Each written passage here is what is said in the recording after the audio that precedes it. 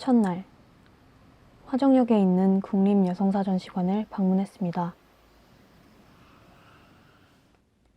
제가 방문을 한 날에는 정부 수립 100주년을 맞아 여성 독립과 미래를 여는 100년의 기억이라는 특별기획 전시가 진행 중이었고, 총 357분의 여성 독립 투사분들을 만나볼 수 있었습니다.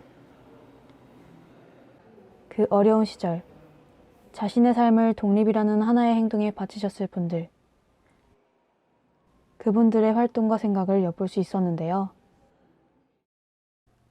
특별기획 전시에서 가장 인상 깊었던 전시가, 저는 그 위기에 처한 나라를 구하는데 남녀가 따로 있나? 라는 말이 되게 인상 깊었는데요. 저는 그런 전쟁통에서도 그때 시절이 사실 되게 남녀가 일이 구분이 명확했고, 되게 할 수 있는 일들이 여성이 남성보다는 상대적으로 굉장히 적었던 시대인데, 그런 상황에서 전쟁에서는 되게 이번 그때 독립운동에서는 되게 여성들이 많이 참여를 했더라고요. 그래서 그런 점들에 있어서 되게 의미가 있고 되게 좋은 말이라고 생각을 해요. 여러 간호사들의 투쟁부터 학생들의 투쟁까지 많은 것들을 보고 느낄 수 있었고, 제가 알지 못했던 여성 독립 투사분들을 소개받을 수 있는 그런 귀한 경험이었습니다. 전시실을 가다 보면 포스트잇으로 짧게 전시관에 남길 수 있었는데요. 제가 한번 해보겠습니다.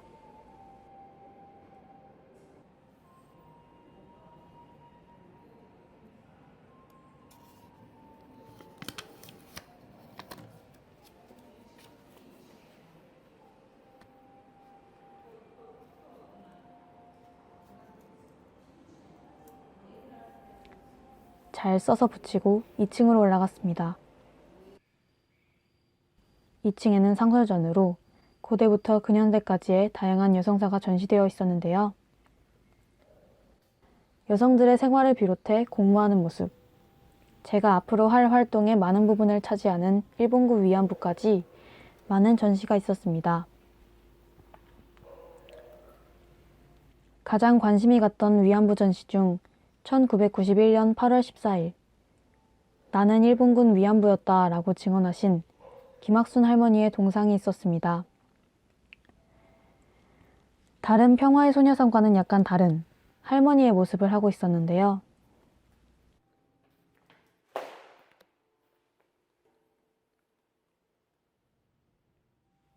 반대쪽에는 나를 잊지 말아요 라는 전시가 있었습니다.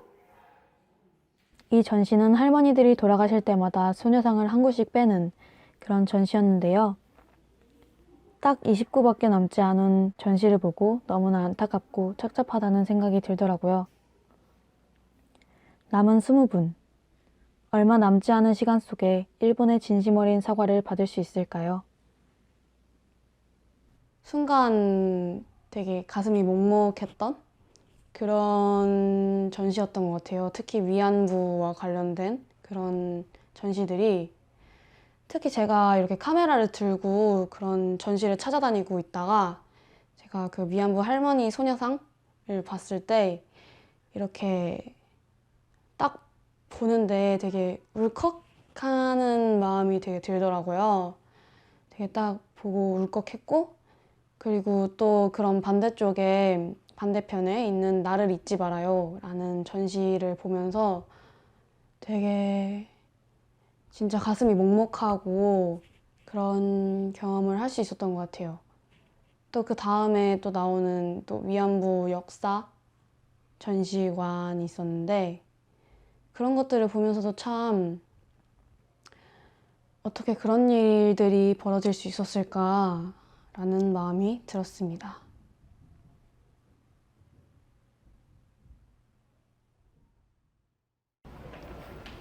무거운 마음을 안고 영화 김복동을 보기 위해 서울로 향했습니다. 지난 8월 8일 개봉해 전국에서 상영 중인 영화 김복동은 한 인권운동가의 삶을 그린 다큐멘터리 영화입니다. 일본군 위안부 피해자이신 김복동 할머니는 올해 1월까지 인권운동가의 삶을 계속하셨는데요. 많은 기부와 한국에서 미국, 일본, 유럽 등 여러 곳을 돌아다니며 평화와 인권을 위해 투쟁해 왔습니다. 저 한창 영화를 보는데 되게 화가 나더라고요.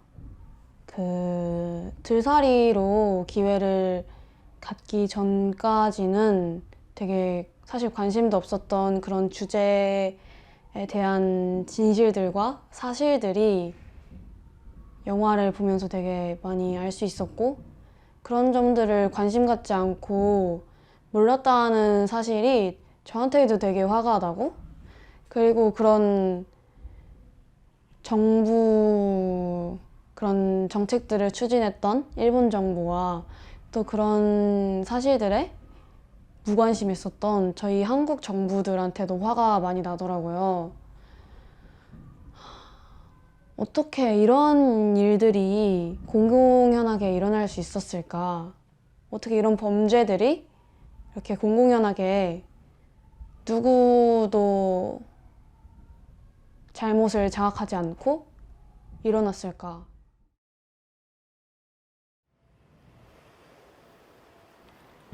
하루의 마지막 일정으로 전쟁과 여성인권 박물관으로 향합니다. 박물관으로 향하는 길에 보이는 벽화들이 눈에 띄었는데요. 여러 그림들과 할머니들의 증언들을 벽화로 그려놓아 박물관으로 가는 길이 허전하지 않아 좋았습니다.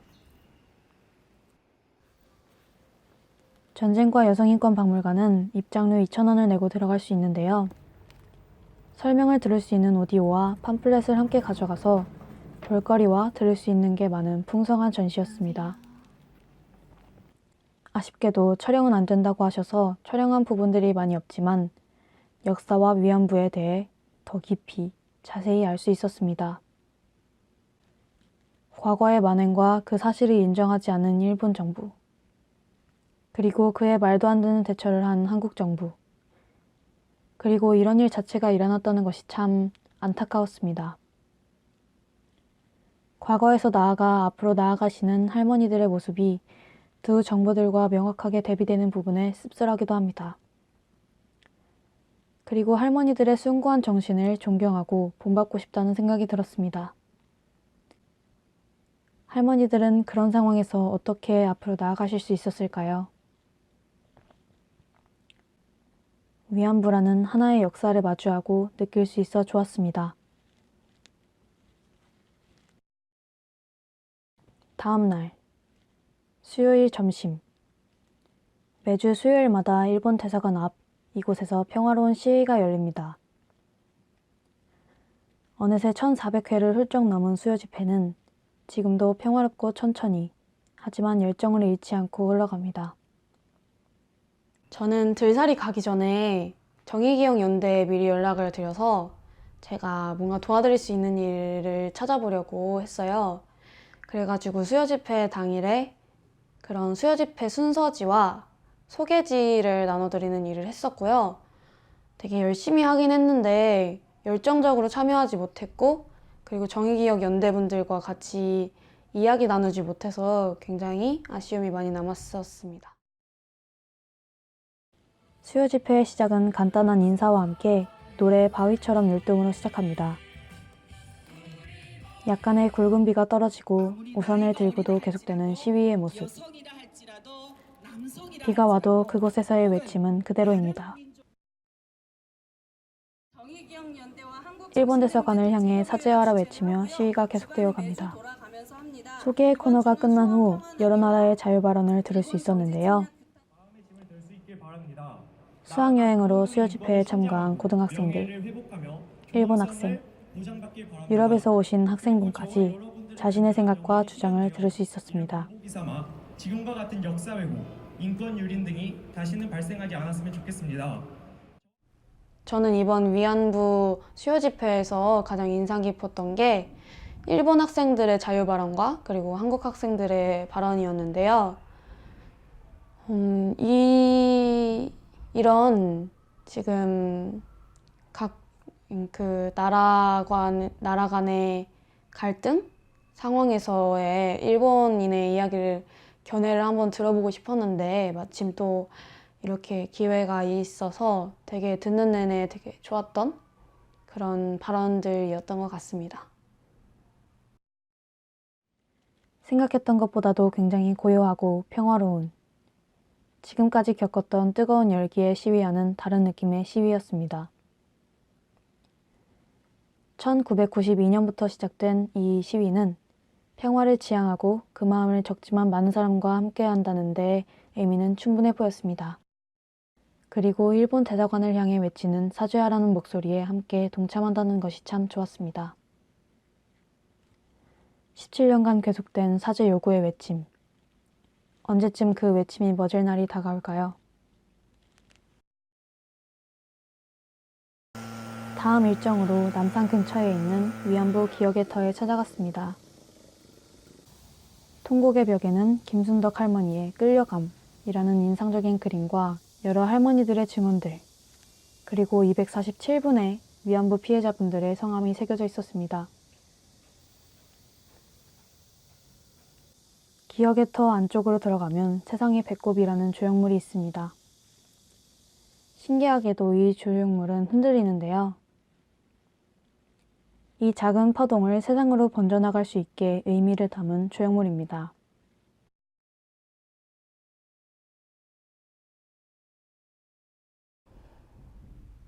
증언을 읽어내려 가면서 사실 그동안 많이 접해봤었고 많이 들었었던 증언이기도 했지만 다시 한번 봐도 되게 충격적인 증언들이 되게 많았어요.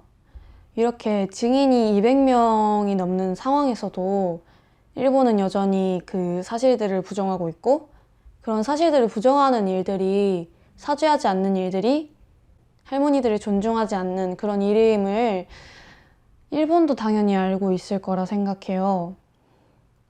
하지만 그런 것들을 여전히 왜곡하려고 하고 있고 인정하지 않으려고 하는 모습들이 정말 화가 나죠. 그러니까 사죄를 받아내도록 더 싸우고 해야 하는 거겠죠.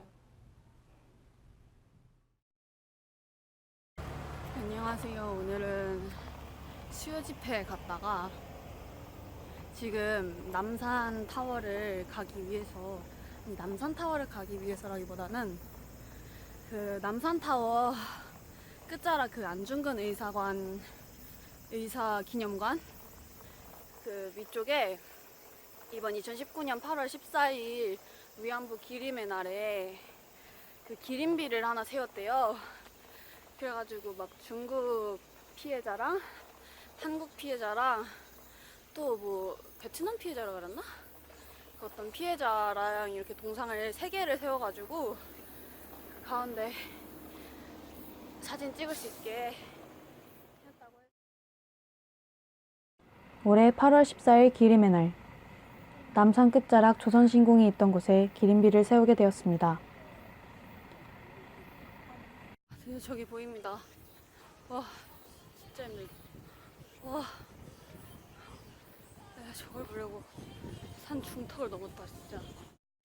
기림비는 한국뿐만이 아닌 한국, 중국, 필리핀의 위안부 피해자 3명의 소녀상이 손을 맞잡고 있고 1991년 최초 증언을 하신 김학순 할머니의 동상이 소녀들을 바라보고 있습니다.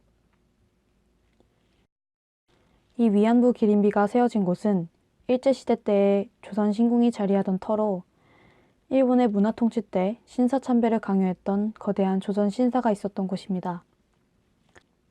그리고 이런 곳에 기림비를 세웠다는 것 또한 그만의 이유가 있지 않을까 짐작해봅니다. 다음날 저녁, 국제적으로 열리는 서울국제여성영화제 개막식에 함께하게 되었습니다. 영화제 테마는 벽을 깨는 얼굴들로 다양한 스타일과 개성의 여성들의 얼굴이 그려졌습니다. 이번 여성영화제는 여러 단체와 유명인들을 만난 퍼플카펫, 풍선, 다양한 기념품들로 채워졌습니다. 안녕하세요. 개막식의 사회자로 배우 김민정과 변영주 감독이 함께했는데요. 반갑습니다. This evening is our feminist talk this year, actress Kim Min-jung. 예, 또 개막식이 시작되었고요. 조금 늦어졌습니다. 가로 열고 대충 3달, 그죠? 가로 닫고. 생각보다 가까운 거리에 있었기 때문에 신기하고 재치 있는 사회로 굉장히 즐겁게 볼 수 있었어요.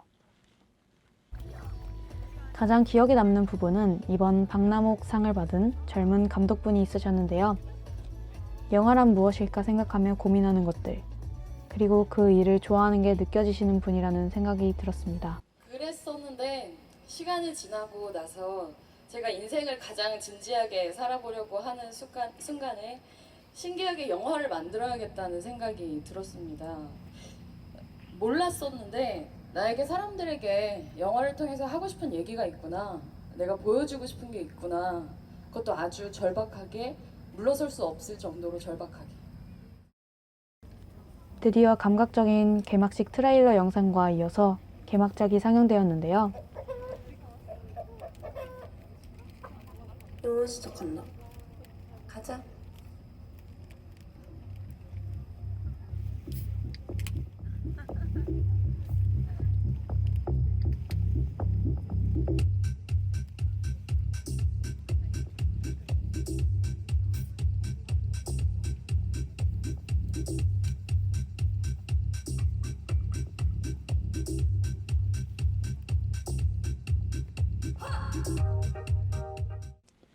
이번 제21회 서울국제여성영화제 개막작은 신은 존재한다, 그녀의 이름은 페트루냐라는 제목의 영화였어요. 종교적인 부분들은 제가 이해하기 어려웠지만 오랜 전통이라는 종교의 한 굴레에 대항해 용기 있게 끝까지 자신이 옳다고 여기는 것을 고수해 나가는 모습의 주인공이 인상적이었습니다. 사실 이 상하리먼치 그 편견과 전통에 대항하려는 그 페트루냐가 되게 사실 이상하게 보이기도 했었던 것 같아요. 그런데도 사실 생각을 해보면 그만큼 그저 그 십자가가 아니라 그런 여성들에 대한 억압과 편견들에 대항하기 위한 몸부림이 아니었을까. 저는 서울로 올라온 9월 2일에 또 하나의 여성영화제 한 편을 봤습니다. 이매지너리 오더라는 영화였는데 어느 캐시라는 중년의 여성이 옆집과 엮이며 일어나는 이야기입니다. 개인적으로 고양이가 나와서 되게 좋아하는데 그냥 뭔가 되게 어디서 본 것 같지만 본 것 같지 않은 그런 그냥 재미있는 영화였었던 것 같아요. 드디어 제주도에 갑니다. 저는 제주도에 가자마자 한라대학 근처에 있는 제주도 평화의 소녀상을 찾았습니다. 그곳에는 예쁜 꽃모자와 꽃다발이 놓여진 소녀상이 있었는데요. 그곳에서 영상도 찍고 사진도 찍고 소녀상과 함께 써져 있는 글도 읽어보았습니다.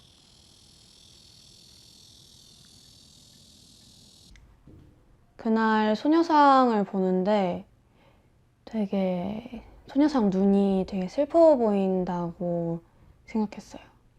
좋았었어요. 되게 예쁜 곳에 예쁜 소녀상이 있었고 그리고 소녀상 머리에 예쁜 모자와 그리고 발밑에 예쁜 꽃다발들이 있어가지고 되게 유난히 또 예뻤던 그런 위안부 소녀상이었던 것 같아요.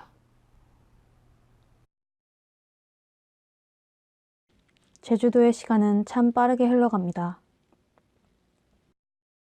제주도에서의 마지막 일정으로 제주도의 설문대 여성문화센터에 갔습니다. 역시 사람이 없어서 정말 편하게 관람할 수 있었고 안내 데스크에 안내 분이 오셔가지고 설명도 해주셔서 정말 좋았습니다. 안타깝게도 영상은 안 되고 사진 정도는 괜찮다고 하셔서 사진밖에 남기질 못했는데요. 아쉽지만 그래도 많이 찍을 수 있어 좋았습니다.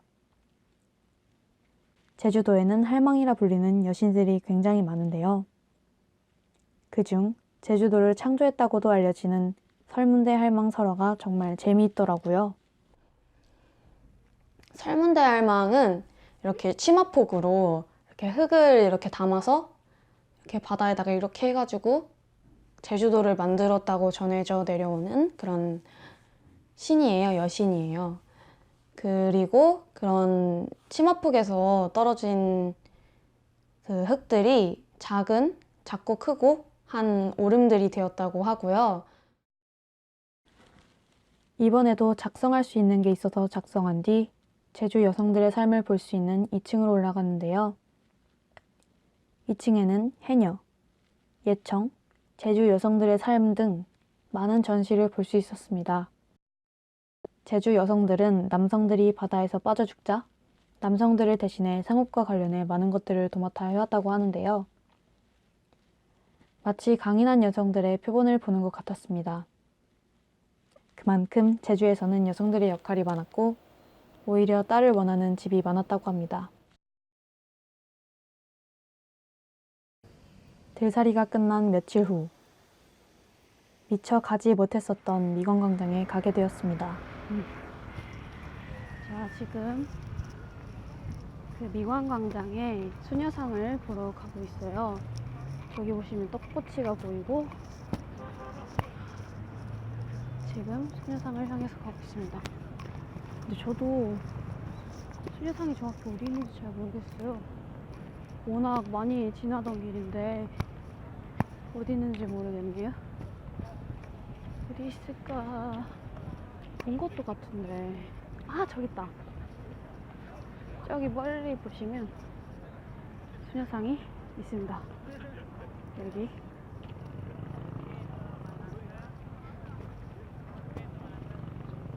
여기까지 한번 가볼게요. 사실 지금 들살이 기간은 아닌데 제가 여기 소녀상도 한번 찍고 가고 싶어서 이렇게 따로 시간을 내서 왔습니다. 들살이는 끝난 지 오래고요.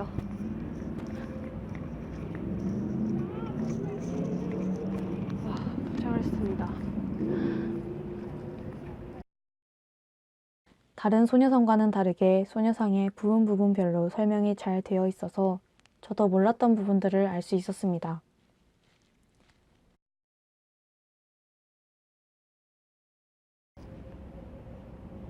가깝지만 사실 있는지도 몰랐었던 이 소녀상.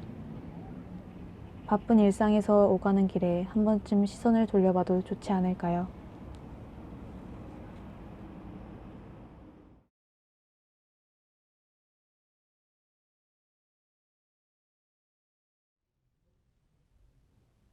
저는 이렇게 8일이라는 시간 동안 서울이랑 제주도에서 많은 여성분들을 만나볼 수 있었는데요.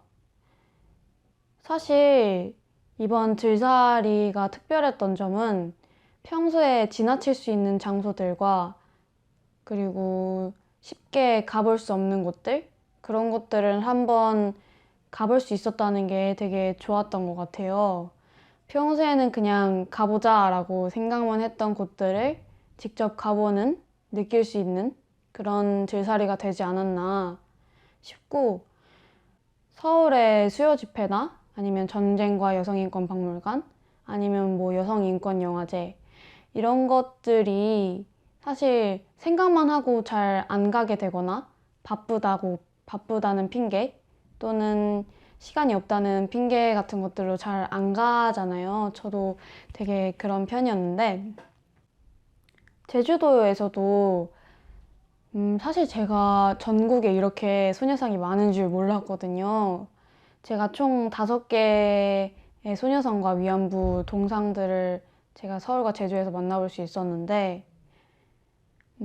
이렇게 가까운 일산 미관광장에서도 제가 소녀상이 있는 줄 몰랐었고, 그리고 많은 분들이 아마 잘 모르시지 않을까 라는 생각이 드는데